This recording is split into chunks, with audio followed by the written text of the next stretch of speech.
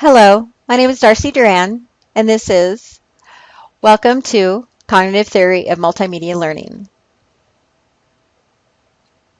Cognitive theory of multimedia learning is one of the cognitivist learning theories introduced by an American psychology professor, Richard Mayer, in the 1990s. This theory is a subtheory of John Sweller's cognitive load theory applied especially for multimedia learning, and therefore has many similarities with it. Basic assumption of Mayer's theory is that the human working memory has two subcomponents that work in parallel, the visual and verbal, acoustic, and that learning can be more successful if both of these channels are used for information processing at the same time. Mayer's theory is based on three assumptions. 1, dual channel assumption. 2, limited capacity assumption. 3, active processing assumption. Dual channel assumption. The verbal and visual channels, similar to what Bradley called phonological loop system and visuospatial sketchpad in our working memory, are separated and can be used for processing information simultaneously, thus enhancing process of learning. Limited capacity assumption. As Miller's information processing theory has shown, these channels have limited capacity and limited time they can hold information. Too much information can therefore cause cognitive overload. Active processing assumption. Learning is an active process of collecting, organizing, and integrating new information. Similarities with constructivist learning may be noticed in this definition. Here is an example of the cognitive theory of multimedia learning. There's the multimedia presentation, sensory memory, working memory, and the long-term memory. As mentioned, research in frames of cognitive theory of multimedia learning and cognitive load theory has revealed a number of principles and effects introduced by Sweller, Mayer, and a number of other researchers. Simplified, these principles and effects suggest that students learn better from words and pictures than from words alone, from animation and narration together than only from animation or narration or on-screen text, when corresponding words and pictures are presented close rather than far from each other on the page or screen, when corresponding words and pictures are presented simultaneously rather than one after another, when extraneous, interesting, but irrelevant material is excluded rather than included, when important information in the learning material is marked or emphasized, when an animation or text are broken down into smaller segments, when they are presented with worked examples before they try to solve a problem on their own, when they are prompted to self-explain a step in a procedure, when they study complex material in collaboration with other students, when their prior knowledge is activated prior to learning new material, when they receive amount of guidance depending on their expertise level,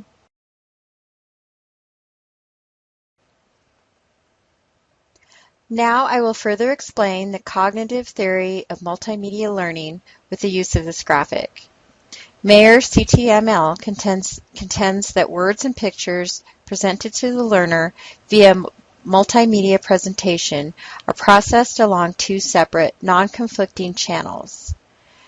They enter the sensory memory through the ears and eyes. Words and images are actively selected by the learner from the sensory memory and enter the working memory, where they are organized into a verbal model and a pictorial model. Each channel can process only a few chunks of information at a given time in working memory. The two models are then integrated with prior knowledge retrieved from long-term memory. This integration occurs within the working memory, following each segmented portion of instruction offered to the learner in the multimedia presentation. This graphic, the multimedia presentation, you can use auditory, verbal channels, as well as visual pictorial channels. In this graphic, the auditorial verbal channels are represented in blue, and the visual pictorial channels are represented in green. In the multimedia presentation area, you can use words or pictures. If you use words, the sensory memory is used with ears and eyes. If pictures are used, then the memory is eyes. Once the sensory memory is established, it is processed to the working memory. If words are used, then the ears use the selected words to sounds. If pictures and/or words are used, then the eyes use the selected images to the images part of the working memory. In the working memory, sounds and images can work together. Once the sounds in the working memory have been established, then it organizes the words to a verbal model. If the images are used, then the working memory organizes the images into a pictorial model. Together, these will form long-term memory. Here, prior knowledge is integrated. Now, I will explain a little more about the 3 assumptions suggested by cognitive research that I mentioned earlier. Dual channel assumption, limited capacity assumption, and active processing assumptions. I will go into more detail about the active processing assumption in this presentation. Dual coding theory. Dual processing cognitive theory was first described by Alan Pavio in 1986. The theory suggests that verbal and visual stimuli are processed separately, but simultaneously in working memory. Limited capacity working memory. It is postulated that the working memory can hold a limited number of items or chunks of information at one time, which requires us to choose where to allocate cognitive resources. Ridley's model of working memory recognizes that although the central executive could store information, it was limited in its capacity to do so. Cognitive load theory was developed by John Sweller, who proposed that there were limitations on the capacity of working memory, and that the cognitive load is cumulative in nature, which can affect the ability to learn. Mayer allows limited capacity of working memory by recommending segments of instruction and excluding extraneous information. Active processing. The CTML acknowledges that humans are actively engaged in cognitive processing in order to make sense of the stimuli presented. We do not passively receive information into our memory. The concept of active processing is reflected in the CTML by the inclusion of selecting, organizing, and integrating information. Mayer states, perhaps the most crucial step in multimedia learning involves making connections between word-based and image-based representations. Information transfer. When meaningful learning takes place, people are able to retrieve newly acquired knowledge from long-term memory when they need it to perform a given task. Transfer can be further divided into near transfer for knowledge that is used immediately after learning it, and far transfer for when knowledge is needed some time after learning it. Clark and Mayer recommended using work examples to facilitate both types of transfer. So let's go into the active processing assumptions more.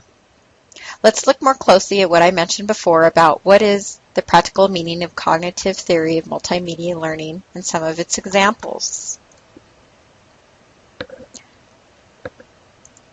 From words and pictures, then from words alone. Illustrations and diagrams can reduce irrelevant mental load. Information, especially spatial information, can be presented in a diagram more concisely than in text. For example, figures 1 and 2 show the same information presented in text and in diagram format.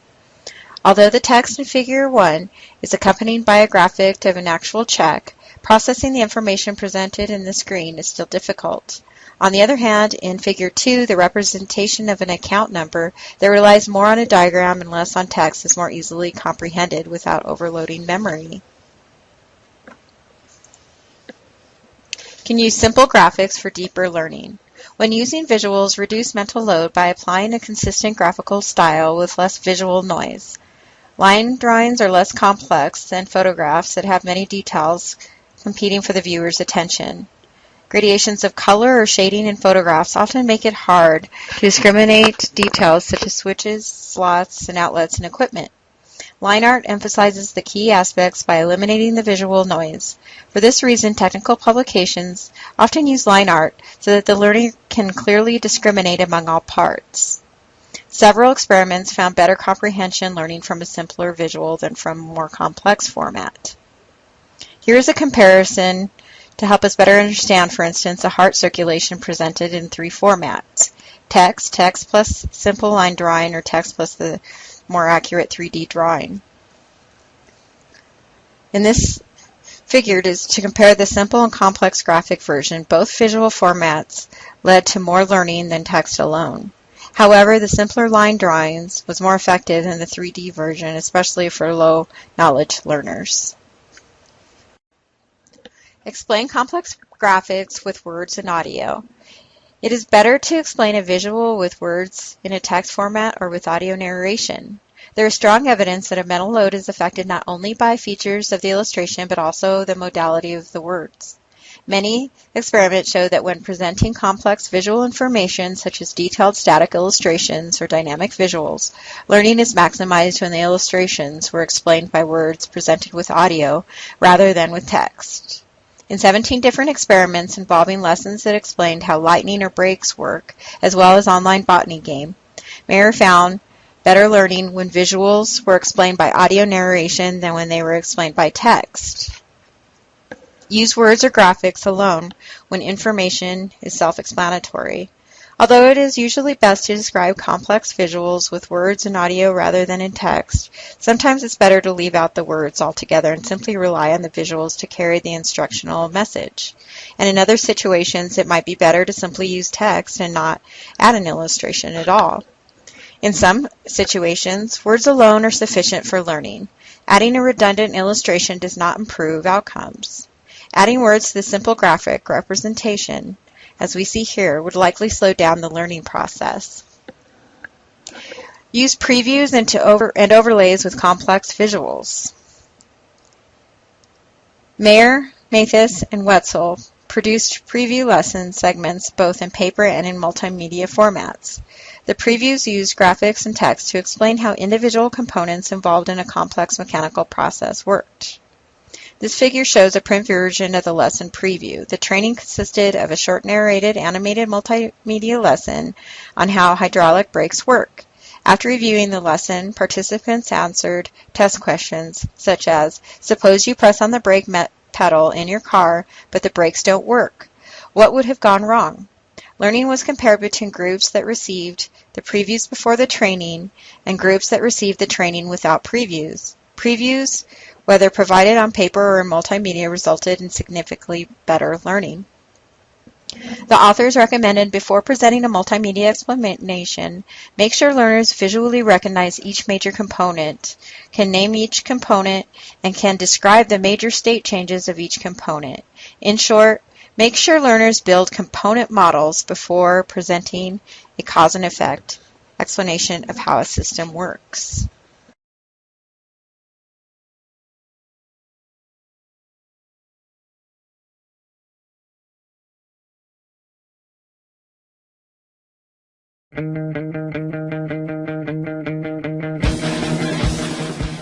Hello, and welcome to the Trinidad State Junior College video series on Desire to Learn. This is a video on how to use the grade setup wizard in D2L. Here I am on the course home environment in the course home page. I will begin by clicking on grades in the nav bar. On the grades page, there is a grades area box. There are 4 options: enter grades, manage grades, schemes, and the setup wizard. We will go to the setup wizard. On the wizard page, a summary is displayed. I will click start. In step 1 of 7 in the wizard setup, we will use the point system. Most choose this because it's easy for instructors and students to follow. Weighted is where percentages are prescribed to the grade items, and formula is where you have a customized grading system.